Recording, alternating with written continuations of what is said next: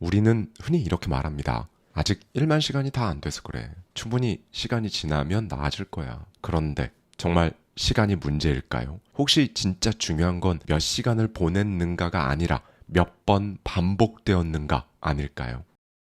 안녕하세요. 대저택 연구소. 저는 하와이 대저택입니다.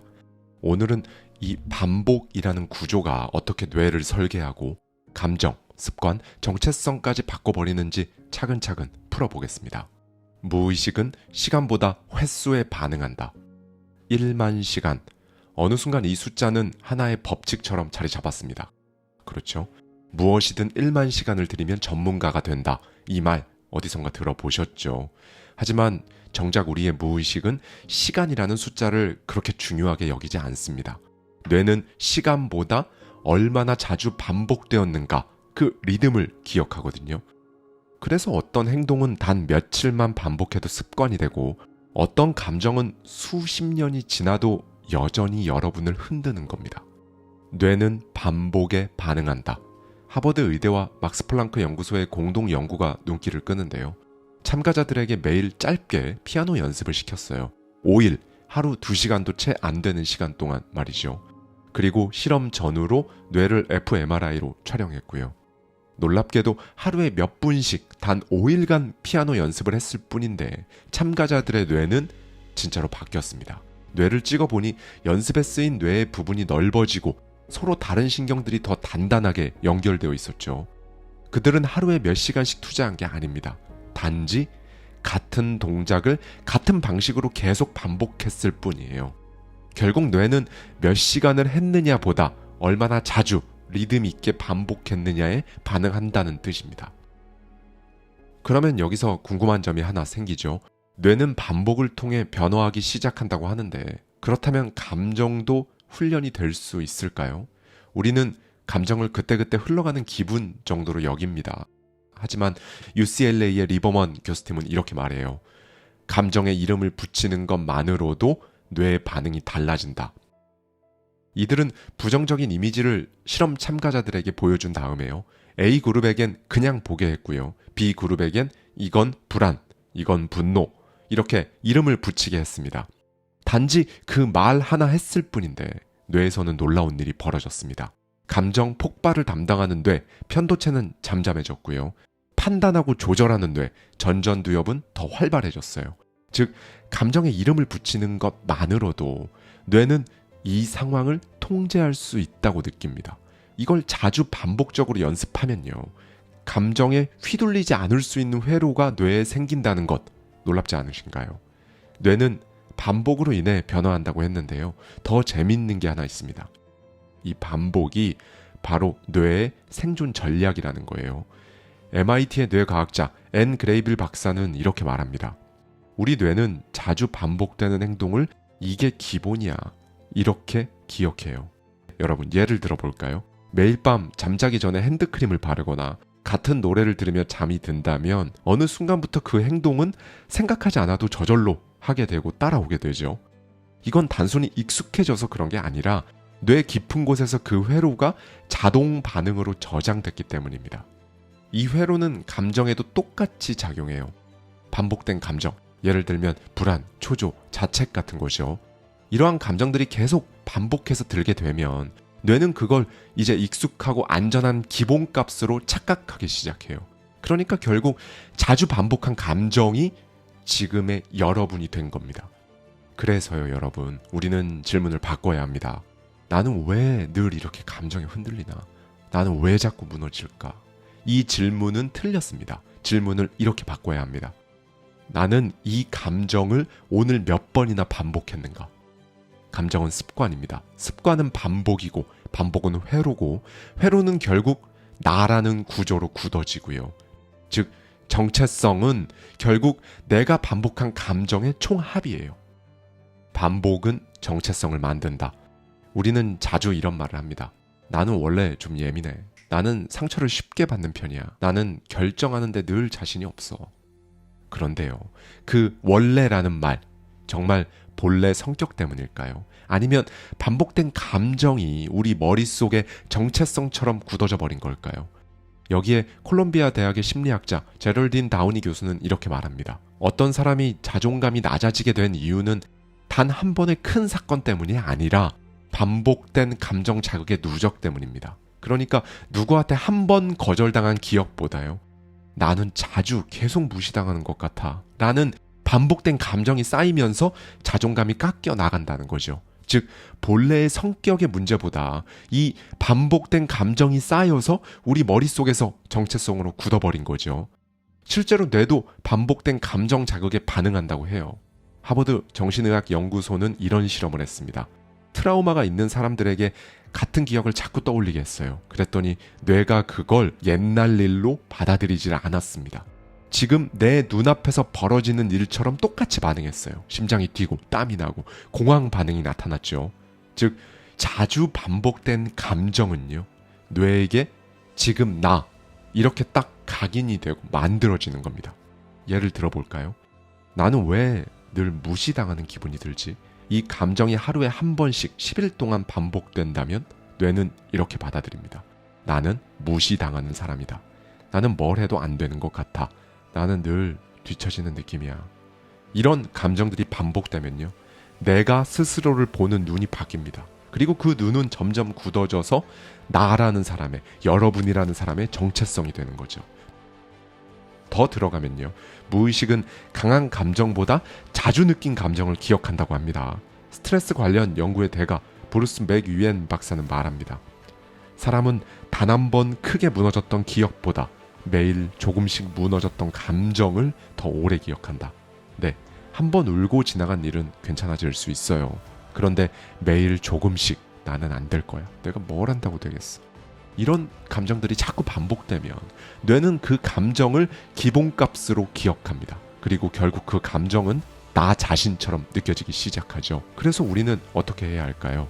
정체성이 감정의 반복으로 만들어진 거라면 그걸 다시 쓰는 방법도 있습니다. 바로 첫 번째, 내 상태를 감정 문장으로 만들어 보는 거예요. 두 번째는 새로운 정체성 문장을 반복하는 거죠. 이 두 가지에 대해 더 자세히 말씀드릴게요. 첫 번째, 감정 문장을 만듦으로써 이 부정적인 감정과 거리두기를 시작하는 겁니다. 예를 들어볼까요? 나는 겁이 많아. 이건 정체성 문장입니다. 그런데 이렇게 바꿔보면 어떨까요? 나는 지금 약간 위축됐어. 이건 감정 문장이에요. 감정 문장은요, 지금 내 상태를 말해주는 거고요. 정체성 문장은 나는 원래 그런 사람이라고 딱지를 붙이는 겁니다. 감정 문장을 만들어서 내가 그 감정을 잠시 지나가고 있는 상태로 바라보면 정체성과 분리되는 연습이 시작되는 겁니다. 두 번째, 감정 문장으로 만든 걸 정체성 문장으로 다시 써보는 거죠. 실패 앞에서 나는 맨날 안 되는 사람이야. 이렇게 하는 대신 나는 연습 중인 사람이야. 혼자일 때는요, 나는 외로운 사람이야. 대신에 지금은 혼자 있는 시기가 왔을 뿐이지. 이런 문장을 손으로 써보거나 소리 내서 말해보세요. 처음엔 어색해도 괜찮습니다. 반복하면 뇌는 그 문장을 새로운 신경회로로 받아들이기 시작합니다. 텍사스 대학교의 제임스 패너 베이커 교수는요, 사람들에게 단 4일간 감정을 적는 글쓰기를 하게 했어요. 그 결과는 어떻게 됐을까요? 스트레스 호르몬이 줄었고 자기 정체성에 대한 명확성이 37% 증가했습니다. 즉 말과 문장은 단순한 위로가 아니라 자신의 정체성을 재구성하는 반복 훈련 도구라는 거죠. 정체성은 타고난 게 아닙니다. 반복된 감정의 언어가 뇌에 새겨진 결과죠. 우리는 매일의 감정으로 스스로를 조금씩 다시 쓰고 있습니다. 그러니 이 질문을 꼭 기억해 보세요. 오늘 내가 가장 많이 반복한 감정은 뭘까? 그리고 그 감정은 지금의 나를 어떤 사람으로 만들고 있지? 그리고 여기서 멈추지 마시고요. 이 질문의 다음엔 더 중요한 문장이 기다리고 있습니다. 그렇다면 나는 어떤 감정을 반복하고 싶은가? 그리고 그 감정을 어떻게 다시 써갈 수 있을까? 치유란 새로운 문장을 반복해서 써 넣는 일. 네. 그런데 감정을 바꾸고 싶다고 해서 그 감정이 막 저절로 바뀌진 않죠. 마치 오래된 글씨가 박혀있는 종이에 새 문장을 써 넣으려면 단순한 덧칠이 아니라 이 기억의 구조 자체를 다시 다뤄야 합니다. 다행히 우리 뇌는 그 다시 쓰기를 허용하는 구조로 되어 있어요. 하버드의 기억 연구학자 다니엘 셰크터 교수는요, 이렇게 말합니다. 기억은 불러올 때마다 다시 쓰인다. 우리는 과거를 떠올리는 게 아니라 과거를 다시 쓰고 있는 것이다. 이게 무슨 말일까요? 기억은 책장 속에 꽂아둔 책처럼 그냥 보관되는 게 아니라는 거예요. 우리가 기억을 떠올릴 때마다요, 뇌는 그 기억을 조금씩 아주 미세하게 다르게 다시 저장하는 거죠. 위스콘신 대학의 데이비슨 교수팀은요, 트라우마 환자에게 같은 기억을 반복해서 떠올리게 했습니다. 그 결과 뇌는 그 장면을 지금 눈앞에서 벌어지는 일처럼 반응했고요. 몸에서 심박수가 올라가고 손에 땀이 나고 숨이 거칠어졌죠. 뇌는 반복된 감정을 지금의 나다 이렇게 인식합니다. 그래서 시간이 흘러도 상처는 선명해진 거고요. 흔히들 말하죠. 시간이 지나면 괜찮을 거야. 물론 시간이 도움이 될 때도 있습니다. 하지만 진짜 회복은 그저 흘러가는 시간 속에서 생기지 않아요. 진짜 치유는 다른 방식으로 반복하는 것에서 시작됩니다. 즉, 감정을 다르게 반복하면 회복이 된다는 거예요. 스탠퍼드 대학교 그로스 교수는 감정을 두 가지 방식으로 다뤄봤거든요. 첫 번째는 억누르기, 두 번째는 다시 해석하기. 그리고 이제 두 그룹의 뇌 반응을 비교했어요. 결과는 어땠을까요? 감정을 억누른 그룹은 편도체가 더 활발히 반응했고요. 감정을 다르게 해석한 그룹은 전전두엽이 활성화됐습니다. 즉, 감정을 다르게 받아들이는 걸 연습하면 뇌는 그걸 새로운 회복 회로로 받아들이기 시작하는 거죠. 다 지나간 일이야 라고 말해도 감정은 반복되잖아요. 자, 여기서 중요한 질문 하나 드릴게요. 지금 여러분이 반복하고 있는 감정은 무엇인가요? 자주 느끼는 불안, 반복되는 후회, 예상치 못한 자책. 이 감정들은 여러분 무의식에 반복 저장되고 있는 중입니다. 그리고 그 감정은 지금의 여러분, 오늘의 여러분을 구성하는 재료고요. 그렇다면 여러분이 해야 할 일은요, 그 감정이 사라지길 기다리는 게 아니라요, 새로운 감정 회로를 그냥 만드는 겁니다. 방법은 아주 단순해요. 작은 회복을 의식적으로 반복하는 거죠. 예를 들어 볼까요? 불안할 때마다 따뜻한 차를 마신다. 혼자라고 느낄 때 손에 핸드크림을 바르고 향을 맡는다. 자책이 올라올 때 스스로에게 이렇게 말해준다. 나는 연습 중인 사람이다. 이런 행동은요, 처음엔 아무 일도 바꾸지 않는 것처럼 느껴질 수 있어요. 그런데 같은 자극이 반복되면요, 뇌는 점점 이 신호를 안정의 상징, 안정의 시그널로 받아들이기 시작합니다. 하버드 대학교의 레이시 박사 연구팀은 사람들에게 이 감사 루틴을 8주 동안 반복하게 했습니다. 그 결과 스트레스 반응이 줄고 심박수는 안정되고 감정 조절 점수는 22%가 상승되었다고 하죠. 이러한 작은 회복도 반복되면 뇌가 이제 이게 나의 기본 상태다 라고 믿기 시작하는 거죠. 우리는 자주 물어봅니다. 왜 이렇게 나는 계속 아플까? 왜 이렇게 나는 안 괜찮아질까? 이걸 이렇게 바꿔보세요. 나는 어떤 회복을 반복하고 있는가? 내 무의식은 지금 어떤 감정을 기본값으로 삼고 있는가? 네, 여러분. 이제 우리는 감정을 다르게 반복할 수 있다는 사실을 알게 됐습니다. 그렇다면 다음 단계는요, 그 반복을 내 삶에 어떻게 구조화시킬 건가 이겁니다. 그리고 그 구조화된 회복의 형태, 이게 바로 루틴이에요. 왜 이 루틴으로 가냐면요, 예를 들어보면 이겁니다. 종종 여러분이 기분이 안 좋거나 그럴 때 기분 전환을 좀 하고 싶다. 잠깐 바람 좀 쐬면 좀 나아질 거야. 이런 말 자주 하시죠. 실제로 기분이 나아질 때도 있고요. 그런데 문제는 그 전환이 오래가지 않는다는 겁니다. 바람을 쐬고 들어왔는데 다시 기분이 다운되고 좋았던 감정은 금방 사라져버리고요. 왜 그럴까요? 그건 여러분이 기분을 잠깐 바꾸는 건 잘하면서도 감정의 기본값 자체를 바꾸는 방법은 잘 몰라서 그래요. 잠깐 좋아졌다가 기본값으로 다시 돌아오는 그 감정 상태, 그걸 바꾸는 법, 바로 루틴이라고 불리는 감정 회복 장치에 있습니다. 우리 뇌는요, 반복되는 감정을 기본값으로 인식한다고 그랬죠. 하버드 의과대학의 연구에 따르면요, 뇌는 자주 접하는 감정이나 자극을 정상 상태라고 받아들인다고 하거든요. 예를 들어서요, 매일 아침 눈 뜨자마자 한숨을 쉰다면요, 뇌는 이렇게 인식합니다. 이건 매일 반복되는 자극이구나. 그러면 이게 기본 상태야. 그리고 그 감정을 더 빠르게, 더 쉽게 되살려내는 겁니다. MIT의 그레이빌 박사는요, 뇌의 기저핵이라는 부분이 있는데 이게 같은 행동을 반복하는 이 과정을 통해서요, 뇌가 자동화시키는 역할을 한다고 밝혔어요. 예를 들어서요, 매일 밤 같은 시간에 조명을 어둡게 하고 핸드크림을 바르고 조용한 음악을 들으며 잠드는 사람은요, 어느 순간 그 루틴만 반복해도 몸이 이제 자야 할 시간이라는 신호를 받는다는 거죠. 이런 건 의지로 되는 게 아니에요. 감정을 조절하는 자동 회로가 만들어진 상태여야 가능한 겁니다. 감정 루틴도 핵심은 의지가 아니라 반복. 많은 사람이 이렇게 말하죠. 제가 다른 건 다 잘하는데 꾸준히 하는 거 그걸 잘 못해요. 하루 이틀 하다 말게 돼요. 그럴 수 있습니다. 의지만으로는 회복 루틴도 유지하기가 어렵죠. 그래서 우리는 구조로 접근해야 합니다. 이 구조라는 게 뭐냐? 감정 회복 루틴을 의식적인 반복으로 한 세트로 만들어서요, 뇌에게 저장되도록 돕는 설계 방식이죠. 실험도 말해줍니다. 하버드의 레이시 박사 연구팀은요, 사람들에게 감사 루틴을 8주간 실천하게 했어요. 그 결과는 어땠을까요? 스트레스 지표는 감소하고 자율신경계는 안정되었어요. 마지막으로 감정 조절 능력이 평균 22% 향상되었습니다. 즉, 좋은 감정을 반복하면 뇌는 이제 그걸 안정된 상태, 이렇게 기억하는 겁니다. 그러니까 좋은 감정이 잘 생기고 잘 유지되게 하려면요, 매일 아주 작은 이런 루틴을 꾸준히 쌓아야 하는 거죠. 그렇다면 여기서 또 하나의 중요한 질문이 생깁니다. 이 회복 루틴이 내 무의식에 어떻게 새겨지는가? 그리고 그 작은 루틴들이 시간이 지나면 정말로 나를 바꿔놓을 수 있을까? 이거 궁금하죠?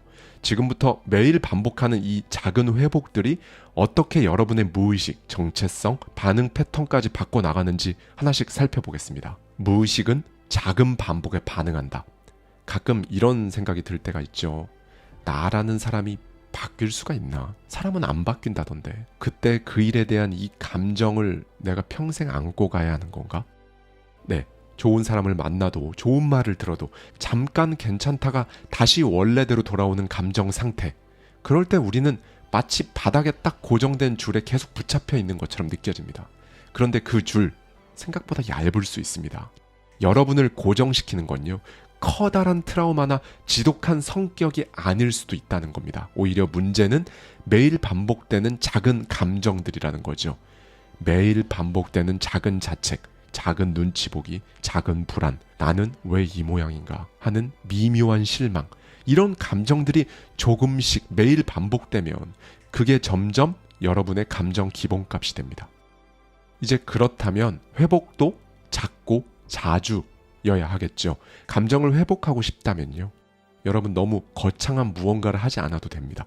큰 여행, 놀라운 통찰, 인생을 뒤바꿀 책, 이런 거 좋죠. 좋은데 진짜 회복은 아주 사소한 것에서 시작된다는 겁니다. 예를 들어 볼까요?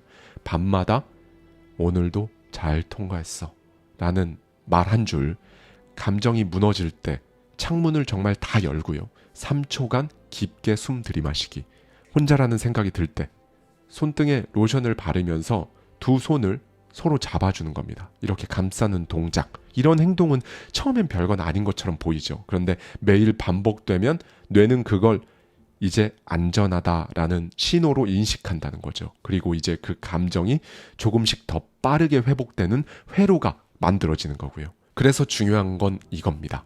네, 회복은 시간이 아니라 횟수로 저장된다는 것. 그러니까 여러분이 해야 할 일은 도대체 내가 어떤 감정을 반복하고 있는가, 이걸 딱 인식하는 거예요. 그리고 이제 반복하고 싶은 감정으로 하나씩 방향을 틀어주는 거죠.